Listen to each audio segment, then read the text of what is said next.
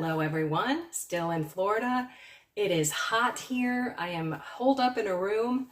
I opened the blinds a little bit, but boy, the sun is beaming in here. So I don't have a fan on. I have my little puppy down there getting into everything. But we are going to talk about plenary indulgences and the holy souls in purgatory, which is today. We celebrate those holy souls. And since my father passed away on Christmas last year and my husband 33 days later this year in January, I have been praying to the holy souls in a whole new way. So what are plenary indulgences and what do we do on Holy Souls in Purgatory Day, which is today? Let me read a very small article for you. Be patient, it's short. Many Catholics may be unaware that they can obtain not one, but 8 plenary indulgences for the departed souls in the first week of November. For centuries, the Catholic Church widely observed All Saints' Day, November 1st, as an octave, extending the holy celebration to 8 days. Notably, the Church itself still indirectly acknowledges the ancient 8-day octave in its granting of plenary indulgences for the first week in November. So I'm a little bit late. It's not November 1st. So what is a plenary indulgence?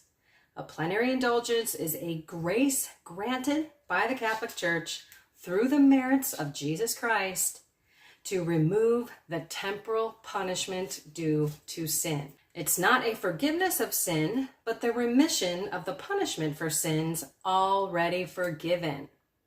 It may apply either to oneself or to souls already in purgatory. In order to obtain a plenary indulgence, the faithful must, in addition to being in a state of grace, so I went to confession this morning, both have the interior disposition of complete detachment from sin, even venial sin, have sacramentally confessed their sins and received the Eucharist either within or outside of Mass, and must pray for the intentions of the Holy Father. So there's the 3 things. Go to confession, deeply want to repent and detach from every sin that you have ever committed, even venial sin, and pray for the Holy Father's intentions. A couple more paragraphs. What about the All Saints octave? The faithful can obtain a plenary indulgence for the faithfully departed every day from the 1st to the 8th of November.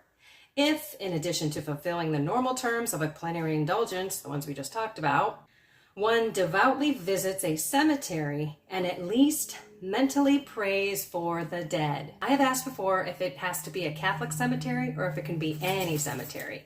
It can be any cemetery. The conditions for a plenary indulgence can be fulfilled a few days before or after the works to gain the indulgence, but it is appropriate that communion and the prayer take place on the same day that the work is completed.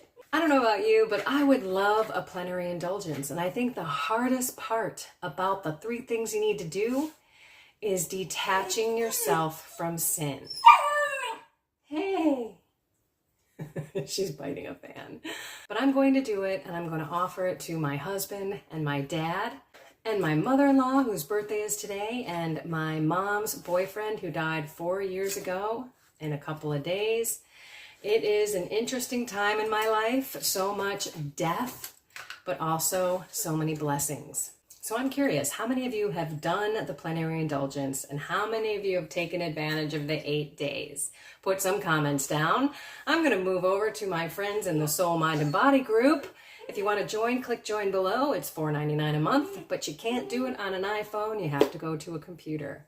Find something more with God, indulgences, soul, mind, and body, and have a blessed and inspired day.